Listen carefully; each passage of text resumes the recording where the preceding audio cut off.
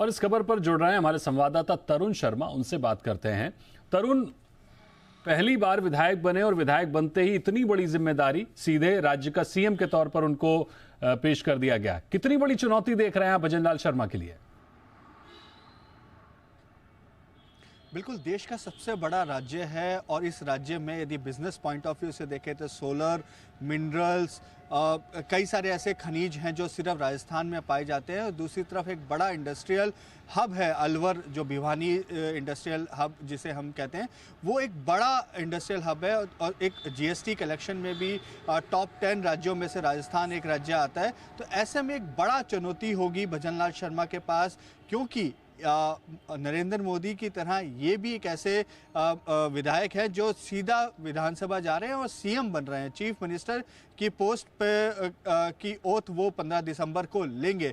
लेकिन एक उनके साथ प्लस पॉइंट है कि उन्होंने संगठन में कई साल काम किया है, करीबन 25 साल का उनको अनुभव है संगठन में काम करने का। अलग अलग पोस्ट में वो रहे हैं, राजस्थान के महामंत्री रहे 2 बार वो, तो उनका संगठन में एक अच्छी पकड़ है। अब लेकिन एडमिनिस्ट्रेटिव पकड़ कैसे बन पाए, किस तरीके से कामकाज हो, ये एक बड़ी चुनौती जरूर भजन लाल शर्मा के पास रहेगी। मैं बताना चाहूँगा कि जयपुर के एक सांगानेर विधानसभा से वो जीत कर आए हैं। 48,000 से ज़्यादा के मत उनको जीत हुई। भरतपुर के वो रहने वाले हैं, सांगानेर से वो चुनाव लड़ रहे थे जयपुर से। तब एक विरोध हुआ कि वो सांगानेर के नहीं हैं, फिर भी उनको बीजेपी ने वहाँ टिकट दी, क्योंकि बीजेपी की गढ़ सीट मानी जाती है। बीजेपी का गढ़ है सांगानेर की सीट। पहले घनश्याम तिवाड़ी वहाँ से जीतते रहे, पिछली बार अशोक लाहौटी वहाँ से जीते और इस बार भजन लाल शर्मा को वहाँ से उतारा गया।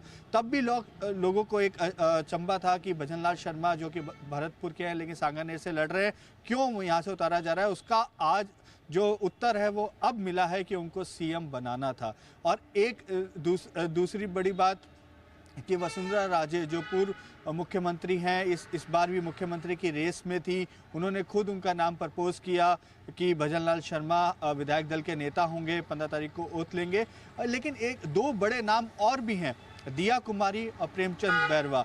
दिया कुमारी भी 70,000 वोटों से ज़्यादा से वो जीती थी। सबसे बड़ी जीत उनकी राजस्थान में जो विधायक जीतने वालों में से सबसे बड़ी जीत दिया कुमारी की, 70,000 से ज़्यादा की वोटों की। उनको भी उप मुख्यमंत्री बनाया गया है। और तीसरा नाम जो है वो प्रेमचंद बैरवा का है, वो भी जयपुर के पास ही दूदू विधानसभा है, वहाँ से आते हैं, दूसरी बार के विधायक है और उनको उप मुख्यमंत्री बनाया गया। वहीं अजमेर से आने वाले वासुदेव देवनानी को स्पीकर का पद दिया गया, पहले शिक्षा मंत्री रह चुके हैं और एक संगठन का एक बड़ा नाम है।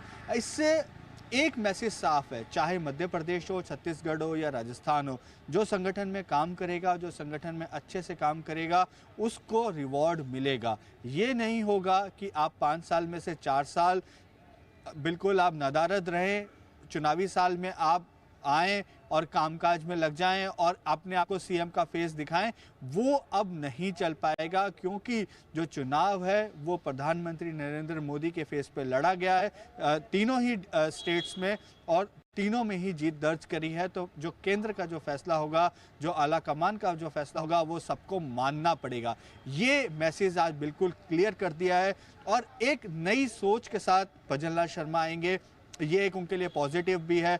और यदि हम कास्ट इक्वेशन देखें तो आप ये देखिए 2014 से जब से मोदी सरकार आई है, या राजस्थान से 25 की 25 सीटें लोकसभा की बीजेपी को मिली है, लेकिन ब्राह्मण फेस को कहीं ना कहीं पहले इतना तवज्जो नहीं दिया गया। देखा जाए तो जातीय समीकरण हो या हर चीज के बाद साधने की कोशिश की गई और जाहिर तौर पर हर बार की तरह बीजेपी ने इस बार भी बिल्कुल आश्चर्यजनक सरप्राइज दिया है लोगों को। इस बार फिर नए चेहरे हर राज्य में देखने को मिले हैं। बहुत शुक्रिया करेंगे आपका तरुण, हमारे साथ जुड़ने के लिए, उस पूरी खबर को बताने के लिए।